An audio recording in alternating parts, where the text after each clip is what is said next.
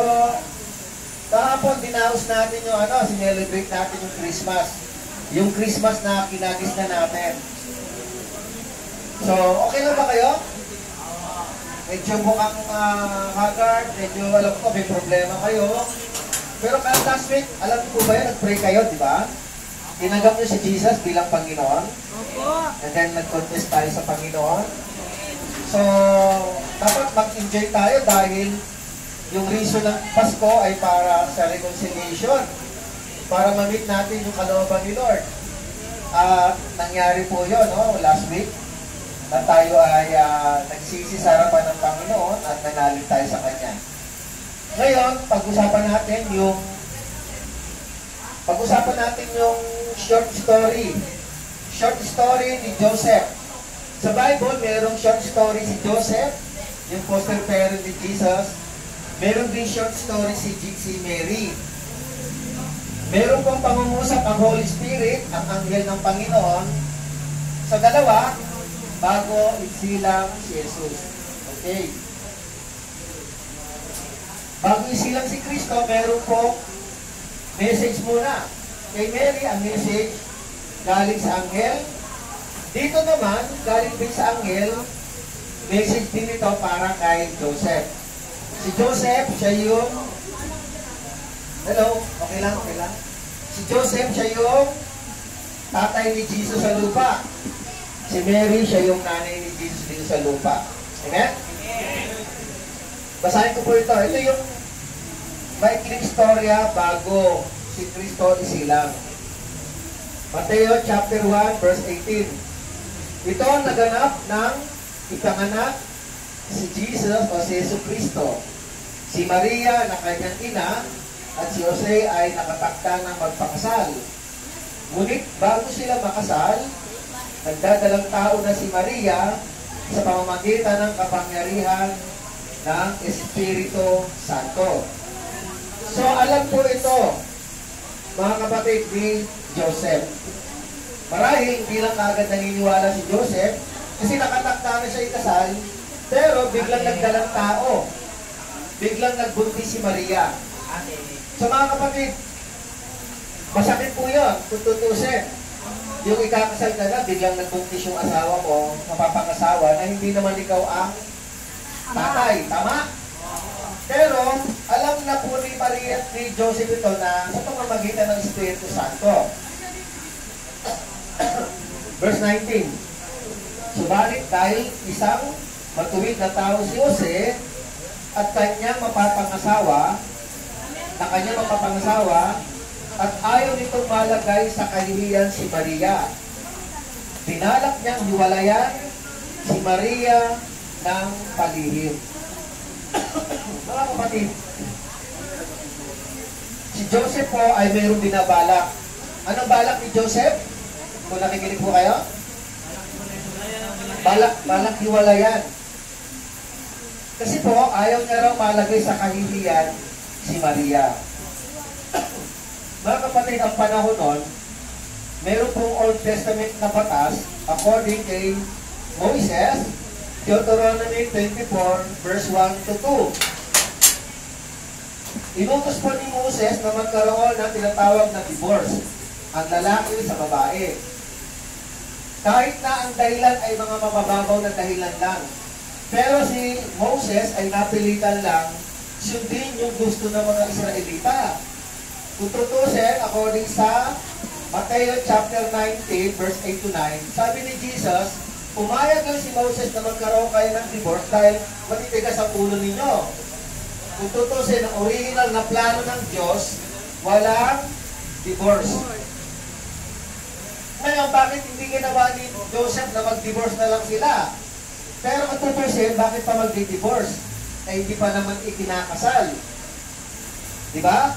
By the way, ang kasal po noon, ang mga tradisyon ng mga Hudyo ay ang preparasyon. Sa loob ng isang taon, ginagawa ang preparasyon. Kaya lang, with 1 year of preparation, biglang nagbuntis si Maria. Ngayon, sabi niya, iiwanan na lang niya si Maria, ihiwalayan na lang niya, para hindi mailagay sa kahihiyan. Kung tutusin, pag hiniwalayan niya si Maria, lalo malalagay sa kahihiyan. Tama ba? Ano kaya ang ibig sabihin ni Joseph? At ang balak ni Joseph ay hiwalayan si Maria ng palihim. Balak ni Joseph, hiwalayan si Maria ng palihim. Sa palagay niyo, tama ba yung mga lihim-lihim na yan? Alam niyo po ba ang lihim, kung susukatin natin, kung alin ang mas marami, ang masama ba o mabuti ang lihim? Alam niyo po, ang lihim ay mas marami ang masama kaysa mabuti. Kasi pag naglilihim, mas marami kang isipin na may suspicious kang iniisip na baka may gagawing masama. Bakit naglilihim? Tama ba? Pag sinabing lihim, nakalalamang na ang iniisip natin ay may gagawin hindi maganda. Kaya mga lihim-lihim na yan, mas marami yung masama. Ingatan niyo po yung mga lihim-lihim na yan. Amen? Amen. Alam niyo po, ang Panginoon Diyos, hindi po siya naglihim sa atin. Kahit ang kaisa-isa niyang anak na si Jesus, hindi niya inilihim sa atin. Ibinigay niya yun, mga kapatid. Kung hindi niya binigay yun, hindi natin makikilala yung anak. Pero wala siyang nilihim sa atin. Inihayag ng Diyos ang lahat ng kanyang pamilya. Kasama na ang pamilya ng Holy Spirit na pinadala ng Diyos sa pamamagitan ni Jesus. Mga kapatid, ang Diyos ay tapat sa tao. Amen? Amen. Ang Diyos ay tapat sa atin. Ang gusto ng Panginoon, maging tapat din tayo sa Kanya. Ganun pa man, yung lihim na ito ay gusto ni Joseph eh. So tingnan natin kung mangyayari yung lihim na gusto ni Joseph. Verse 22. Ngunit, habang pinag-iisipan ito ni Jose, nagpakita sa kanya sa panaginip ang isang anghel ng Panginoon. Sinabi nito sa kanya, nagpakita sa panaginip, vision, pwedeng vision. Sinabi sa kanya, Jose, anak ni David, huwag kang matakot na pakasalan si Maria, sapagkat ang sanggol na dinadala niya ay mula sa Espiritu Santo.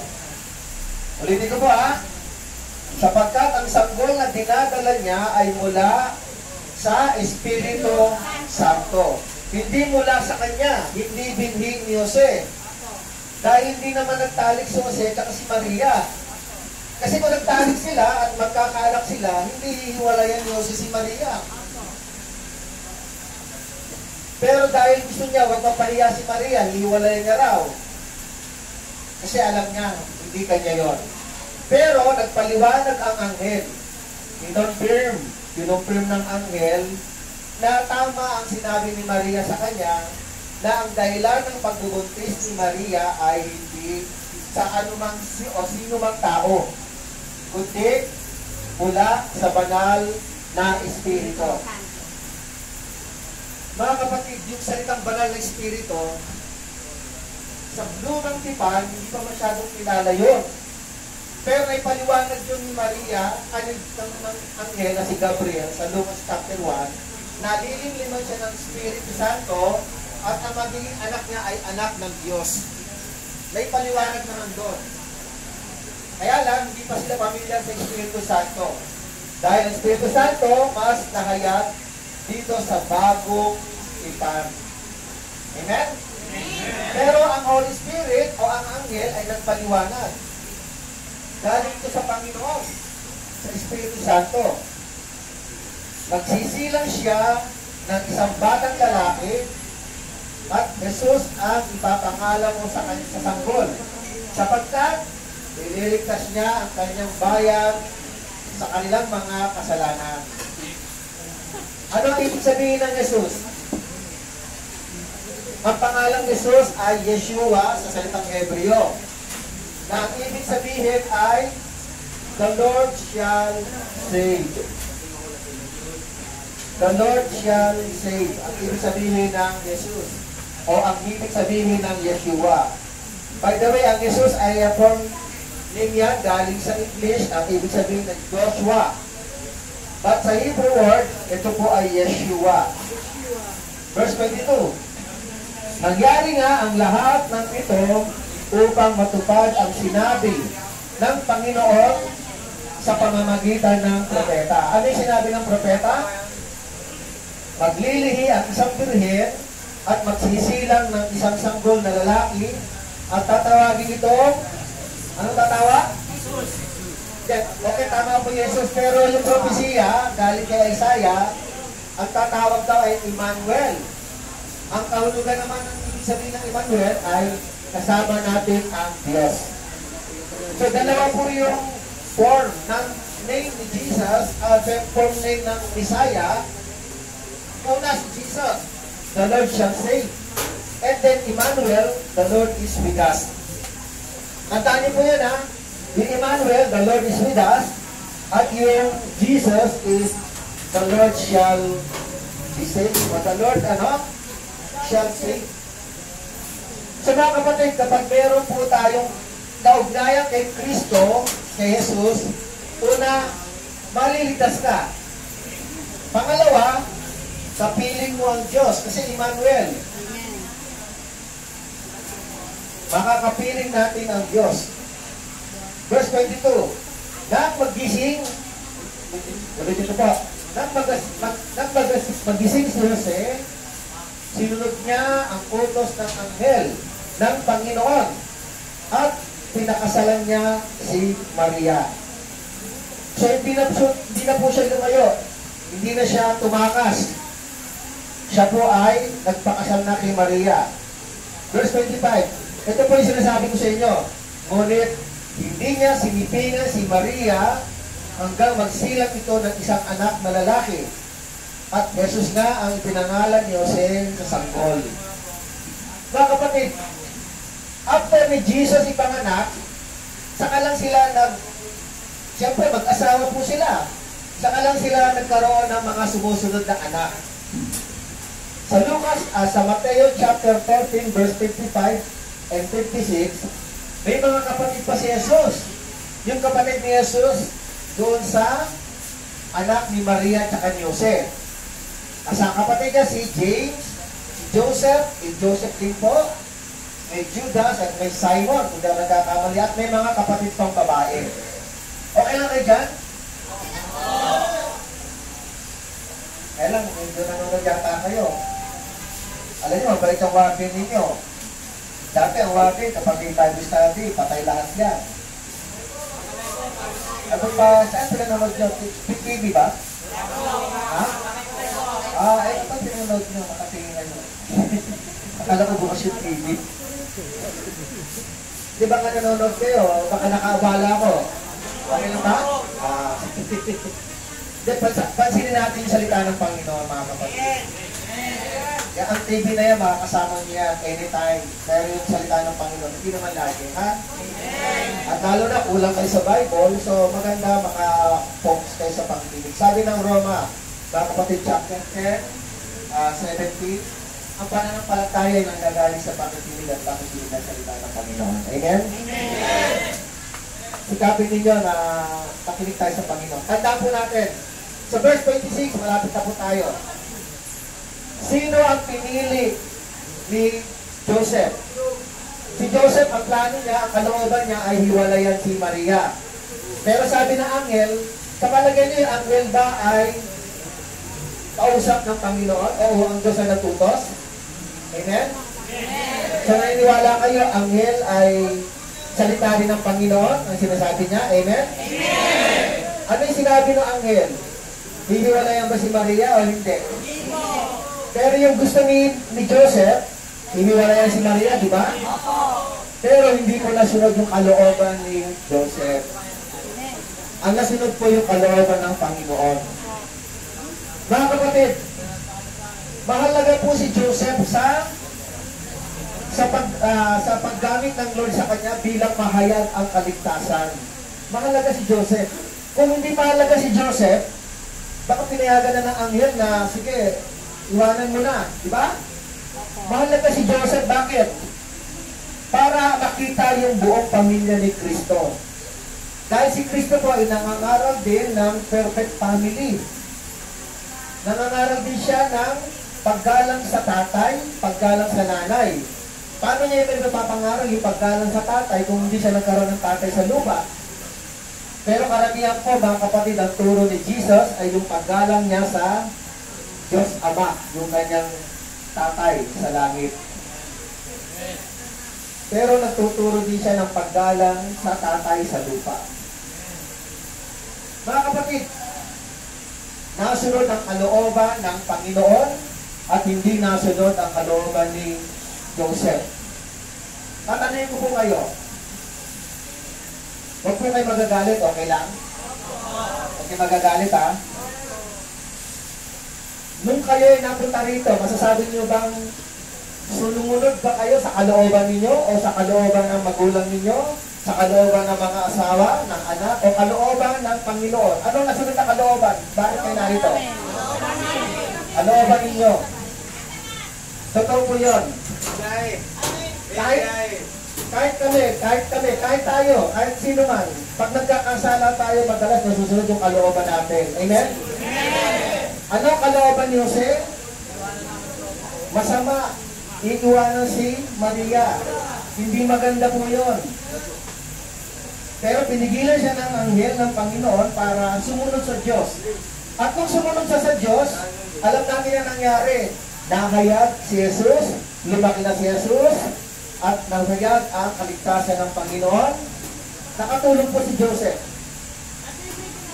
Pero siyempre, ang kaligtasan po ay nasa kapahintulutan ng Panginoong Jesus. Dahil sumunod din si Jesus. Hindi rin po siya nag-alinlangan na mamatay sa krus at ihatid ang kaligtasan sa bawat isa sa mga mananalig sa Panginoon. So mga kapatid, ang lesson po natin dito ay masunod ang kalooban ng Panginoon sa buhay natin. Masunod ang desisyon ng Panginoon bago ang kalooban natin. Alam niyo po, kung kayo po ay masusunod ang kalooban ng Panginoon sa lahat ng desisyon ninyo, kahit po kayo nasa loob, mga kapatid, pag kayo nakita ng Panginoon, magiging magaan ang lahat ng buhay kahit nasa loob kayo. At hindi posible na bigyan kayo ng pardo ng Panginoon. Makikita ninyo ang himala ng Panginoon. Bakit? Makikita niya kung paano kayo sumusunod sa kanyang kalooban. Minsan ang kalooban ng Panginoon mahirap sundin. Bakit? Kasi nga po, minsan ayaw natin yung kalooban niya eh. Pero kapag nasunod ang kalooban ng Panginoon, sino ba magbe-benefits dito? Sino ang magbe-benefits ng pagsunod sa kalooban ng Panginoon? Tayo rin po, mga kapatid. Tayo rin po. Ang Panginoon ay naghahatid ng kaligtasan sa atin. Pansinin natin yung sinabi ng Lucas. Actually, naituro ko po sa inyo ito nakaraan. Sabi din sa Lucas, mga kapatid, nung tinuro ko last week po yata yun, nung dumating po yung mga anghel, umawit po sila. Pero bago po yun, sabi dito, Lucas chapter 2, 11, isinilang sa inyo ngayon sa bayan ni David ang tagapagligtas ang Kristong Panginoon. Ito ang inyong palatandaan. Matatagpuan ninyo ang isang sanggol na nababalot ng lampin at nakaiga sa isang sabsaban. Okay, lakad ko lang po ng konti. Verse 10. Ngunit sinabi niya sa kanila ng anghel, huwag kayo matakot, ako'y may dalang magandang balita para sa inyo na magtutulot ng malaking kagalakan sa lahat ng tao. So ang good news po mga kapatid, ang magbe-benefit ay para sa lahat ng tao. Sa mga taong nalulugdan ng Panginoon. Kaya kapag tayo po ay sumunod sa kalooban ng Panginoon, maniwala ba kayo pag kayo pa ay sumunod sa kalooban ng Panginoon at hindi sa inyong kalooban, maniniwala ba kayo na magiging mabuti ang landas ng buhay nyo? Ako'y naniniwala. Kung doon pa lang sa labas, sinunod niyo ang kalooban ng Panginoon, naniniwala ako na wala kayo dyan. Amen. Pero mga kapatid, may mga bagay lang na sinasabi natin, nadulas lang, natukso lang. Amen? Amen. Pero ngayon, sana maging lesson po ito. At ipapanalangin natin mamaya sa paglaya ninyo na kayo ay patuloy na biyayaan ng Panginoon ng magandang desisyon sa labas. Piliin ninyo ang matuwid na daan ng Panginoon. Amen? Amen. Piliin ninyo ang matuwid na pamamaraan ng Panginoon. Dahil ang Panginoon ay hindi ka ilalagay sa alanganin at kapahamakan. Kundi ikaw ay ililigtas.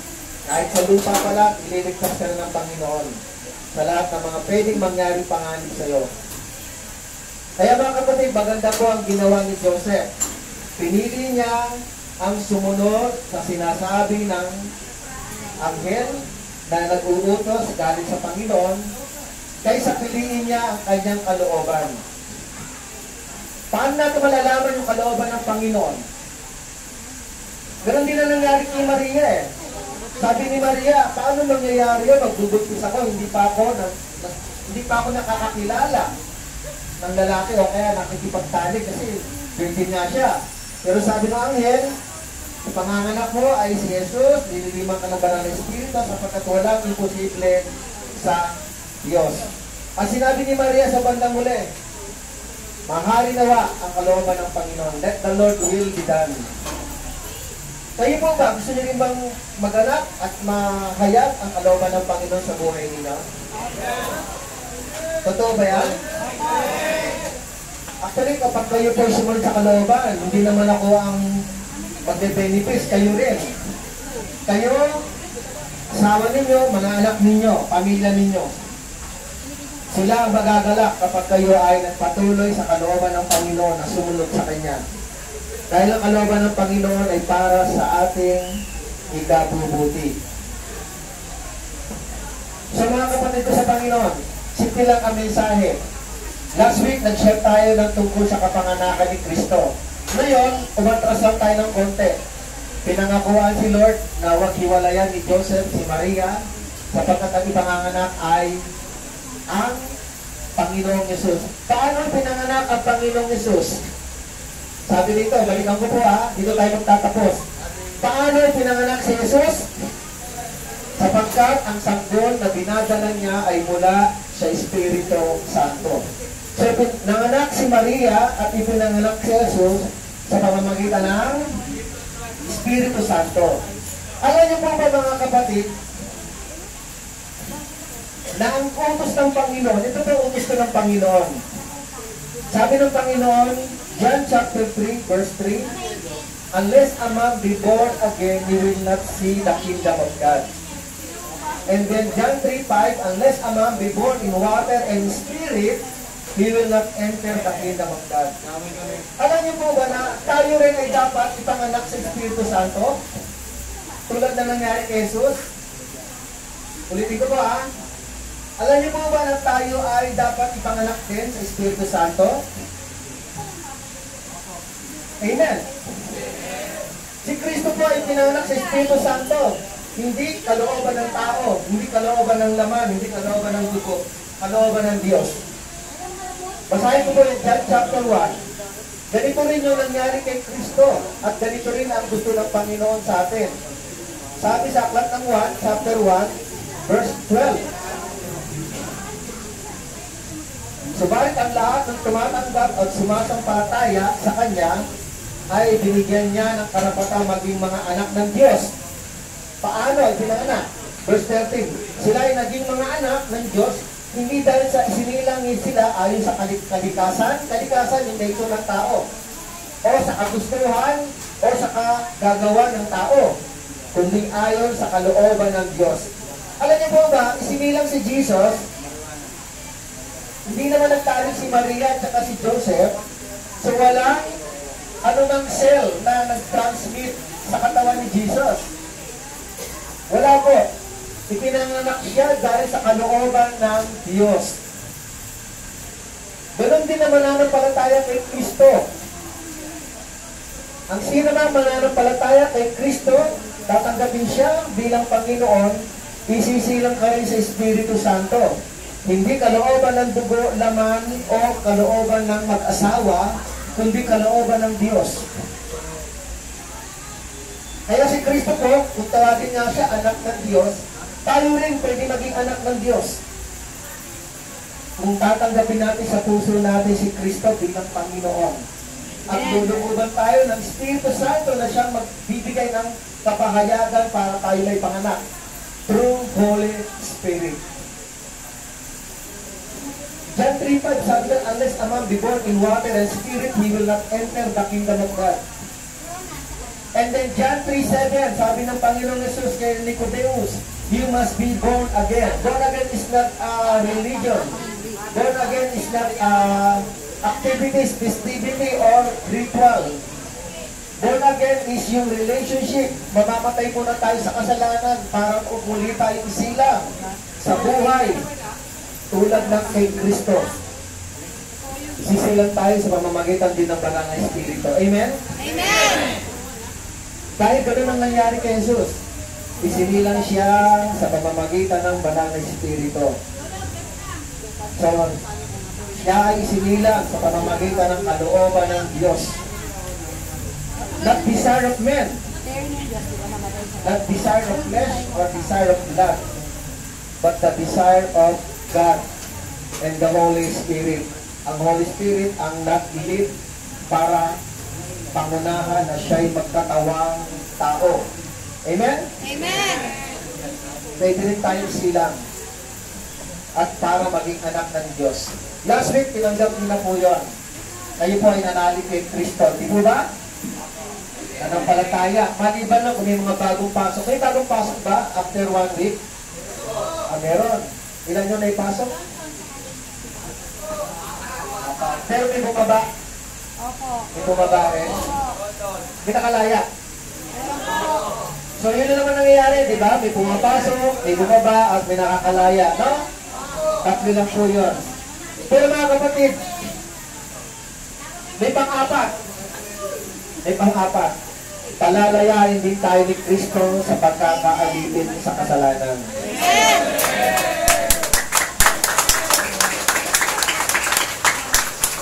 Mananalangin po ako, mga kapatid. Nawa, mga amen na yan ay maging totoo sa puso natin. Maging sisir po tayo. Buhay niyo po yan.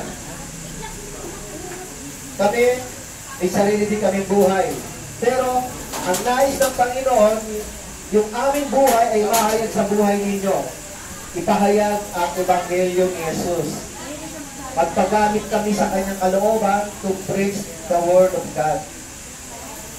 Nasabi ko na po ito, ang mission ng Panginoon sa kanyang pagbaba, sa kanyang kapanganakan, ay to serve the peace with the Lord.